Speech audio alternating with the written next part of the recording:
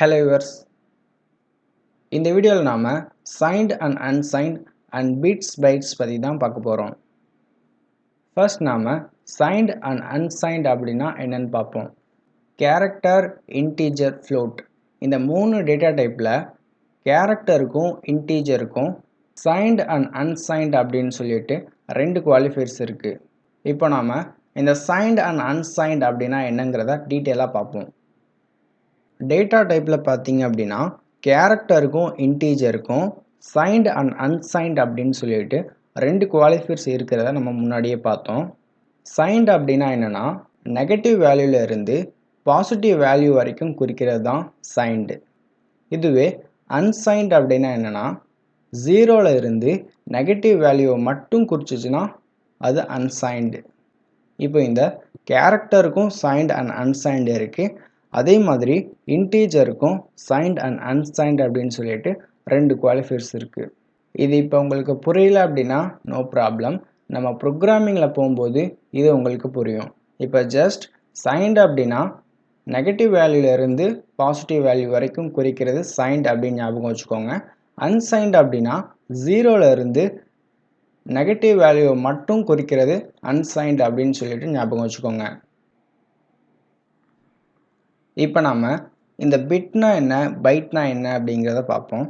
இந்த பிட்டு பைட்டு அப்படிங்கிறது ஒரு மெமரி ஸ்டோர் பண்ணுறதுக்கான ஒரு ஸ்பேஸ், ஒரு மெமரி ஸ்டோரேஜ் அப்படின்னு சொல்லலாம்.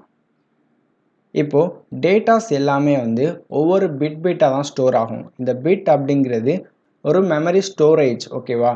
எல்லா டேட்டாவும் ஒவ்வொரு பிட்டாக தான் ஸ்டோர் ஆகும். ஒரு டேட்டாவோட சைஸ் எவ்வளோ பெருசாக வேணாலும் இருக்கலாம்.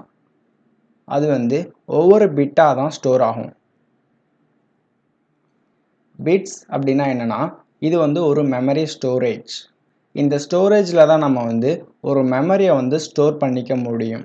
இப்போ ஒரு டேட்டாவை ஒரு மெமரியில் நம்ம ஸ்டோர் பண்ணணும் அப்படின்னா அந்த டேட்டாவோட சைஸ் எவ்வளோ அப்படிங்கிறத பார்க்கணும். அந்த டேட்டாவோட சைஸ் பொறுத்து தான் அது அந்த ஸ்டோரேஜில் ஸ்டோர் ஆகும். ஸோ இங்கே பிட்ஸ் அப்படின்னா என்ன அப்படின்னா இது ஒரு மெமரி ஸ்டோரேஜ். ஒரு மெமரி ஸ்டோர் ஆகிறதுக்கான ஒரு ஸ்பேஸ் தான் இந்த பிட்ஸ். ஒவ்வொரு பிட்டுமே ஒரு மெமரி ஸ்பேஸ் தான். இப்போ 8 பிட்டு சேர்ந்தது தான் ஒரு பைட். அதாவது ஒரு பைட்டுக்குள்ள 8 பிட்டு இருக்கும். 8 பிட்டு சேர்ந்தது தான் ஒரு பைட். இந்த பைட்ஸ் இருக்கு இல்லையா, இந்த மாதிரி பைட்ஸ் 1024 பைட்ஸ் சேர்ந்தது தான் ஒரு கேபி. கேபி அப்படின்னா இதை கிலோ பைட்ஸ் அப்படின்னு சொல்லுவாங்க. இந்த கிலோ பைட்ஸ் இருக்கு இல்லையா, 1024 கிலோ பைட்ஸ் சேர்ந்தது தான் ஒரு எம்பி. எம்பி அப்படின்னா மெகாபைட். இது மாதிரி 1024 மெகாபைட்ஸ் சேர்ந்தது தான் ஒரு ஜிபி. அதே போல தான் 1024 ஜிபி சேர்ந்தது தான் ஒரு டிபி. 1024 டிபி சேர்ந்தது தான் ஒரு பிபி. பிபி அப்படின்னா பெட்டாபைட் அப்படின்னு சொல்லுவாங்க. இது மாதிரி இன்னும் நிறைய இருக்கு. ஸோ நம்ம day to day life use பண்ணுறது இந்த ஜிபி அண்ட் டிபி அளவுக்கு தான் நம்ம யூஸ் பண்ணுறோம். பெட்டாபைட் கூட நம்ம அவ்வளோவா யூஸ் பண்ணுறது இல்லை. நம்ம ஏன் இந்த பெட்டாபைட்லாம் யூஸ் பண்ணுறது இல்லை அப்படின்னா அது ரொம்ப பெரிய ஸ்டோரேஜ். ஓகேவா? நம்ம ஜிபி இந்த டிபி அளவு தான் நம்ம யூஸ் பண்ணிகிட்டு இருக்கோம். ஸோ நம்ம இன்னும் பிபி அளவு கூட நம்ம போகலை. இந்த பிபி அண்ட் இதுக்கு மேலே இருக்கிற நிறைய ஸ்டோரேஜஸ்லாம் நம்ம யூஸ் பண்ணுறது கிடையாது. ஏன்னா அவ்வளோ ஸ்டோரேஜ் நம்ம எதுக்குமே யூஸ் பண்ண போகிறது கிடையாது. ஸோ நம்ம யூஸ் பண்ணல. ஸோ அதெல்லாம் யார் யூஸ் பண்ணுவாங்க அப்படின்னு பார்த்தோம் அப்படின்னா ஒரு பெரிய பெரிய கம்பெனியில் இருக்கிறவங்க அண்ட் ஏதாச்சும் ஒரு ஆப் டெவலப்மெண்ட்டோ இல்லை ஏதாச்சும் சர்வர் சைட் டெவலப்மெண்ட்டோ இருக்கிற அவங்க தான் யூஸ் பண்ணுவாங்களே தவிர நம்ம அவ்வளோவா யூஸ் பண்ணுறது கிடையாது. ஏதாச்சும் ஒரு கம்பெனியில் வேணால் இந்த மாதிரி பிபி அண்ட் அதுக்கு மேலே இருக்கிற ஸ்டோரேஜ்லாம் யூஸ் பண்ணுவாங்க. ஸோ நம்ம மொபைலில் பார்த்தீங்க அப்படின்னா இந்த ஜிபி அண்ட் டிபி கணக்கெலாம் யூஸ் பண்ணிகிட்டு இருக்கோம். ஸோ இது எல்லாமே பார்த்தீங்க அப்படின்னா இது ஸ்டோரேஜ் தான். ஓகேவா? இந்த ஸ்டோரேஜில் நம்ம டேட்டாவை ஸ்டோர் பண்ணிக்கலாம். ஸோ மோஸ்ட்லி நிறைய பேருக்கு தெரிஞ்சிருக்கும் ஜிபி கணக்கில் எல்லோரும் யூஸ் பண்ணுறோம் அண்ட் டிபி கூட நம்ம யூஸ் பண்ணுறோம். அண்ட் இது எல்லாமே பார்த்தீங்க அப்படின்னா ஸ்டோரேஜ் தான். நம்ம டேட்டாவை ஸ்டோர் பண்ணிக்கிறதுக்காக இந்த மாதிரி ஸ்டோரேஜஸ்லாம் நம்ம யூஸ் பண்ணுறோம். இப்போ இந்த ப்ரோக்ராமிங் லாங்குவேஜில் பார்த்தீங்க அப்படின்னா நம்ம இவ்வளோ டேட்டாஸ் யூஸ் பண்ண போகிறது கிடையாது. ஸோ இதை விட ரொம்ப ரொம்ப ரொம்ப சின்னதாக இருக்கிற ஸ்மால் சைஸான டேட்டாஸ் தான் நம்ம யூஸ் பண்ணுவோம். ஸோ இந்த பிட்ஸ் பைட்ஸ் அப்படிங்கிறது ஒரு மெமரியை ஸ்டோர் பண்ணுறதுக்கான ஒரு ஸ்டோரேஜ் கெப்பாசிட்டி அப்படிங்கிறத பார்த்தோம். இப்போ இந்த இன்டீஜர், கேரக்டர், ஃப்ளோட் இது எல்லாமே எவ்வளோ ஸ்பேஸ் எடுத்துக்கும் அப்படிங்கிறத போன வீடியோலேயே பார்த்தோம். நான் ஜஸ்ட் மறுபடியும் ஒரு வாட்டி சொல்லிக்கிறேன். இந்த கேரக்டர் டேட்டா டைப் பார்த்தீங்க அப்படின்னா 1 பைட் அளவுக்கு மெமரி ஸ்டோரேஜை எடுத்துக்கும். இதுவே இன்டீஜர் டேட்டா டைப் பார்த்தீங்க அப்படின்னா 4 பைட் அளவுக்கு மெமரி ஸ்டோரேஜை எடுத்துக்கும். ஃப்ளோட் டேட்டா டைப்பும் 4 பைட் அளவுக்கு மெமரி ஸ்டோரேஜை எடுத்துக்கும்.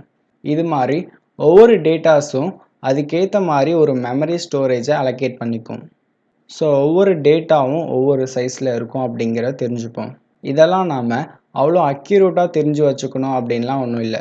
நான் ஏன் இதை அப்படி சொல்கிறேன் அப்படின்னா, ஸோ ஸ்டார்டிங்கில் பார்த்தீங்க அப்படின்னா கம்ப்யூட்டரே ரொம்ப பெருசாக இருக்கும். ஸோ கம்ப்யூட்டர் மட்டுமே இல்லை, கம்ப்யூட்டரோட ஒவ்வொரு பார்ட்ஸுமே பெருசாக தான் இருக்கும். ஸோ இந்த மெமரியை ஸ்டோர் பண்ணுற ஹார்ட் டிஸ்க்கும் பார்த்தீங்க அப்படின்னா ரொம்பவும் பெருசாக தான் இருந்துச்சு. ஸோ நார்மலாக ஒரு 5 MB ஸ்டோரேஜ் ஹார்ட் டிஸ்க் பார்த்தீங்க அப்படின்னா ரொம்ப பெருசாக இருந்துச்சு.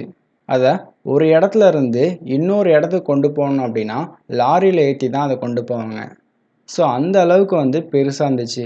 அதுவும் வெறும் 5 MB மெமரி ஸ்டோரேஜ். ஸ்டார்டிங்கில் அப்படி இருந்துச்சு. ஆனால் இப்போ பார்த்தீங்க அப்படின்னா ஒரு டிபியே நம்ம ஜஸ்ட் மெமரி கார்ட்லேயே நம்ம ஸ்டோர் பண்ணியாச்சு. ஸோ டெக்னாலஜி பார்த்தீங்க அப்படின்னா அந்த அளவுக்கு வளர்ந்துருக்கு. ஸோ அப்போ அவங்க அவ்வளோ பெரிய ஹார்ட் டிஸ்கில் பார்த்தீங்க அப்படின்னா வெறும் 5 MB ஸ்டோரேஜ் தான் ஸ்டோர் பண்ண முடிஞ்சுச்சு.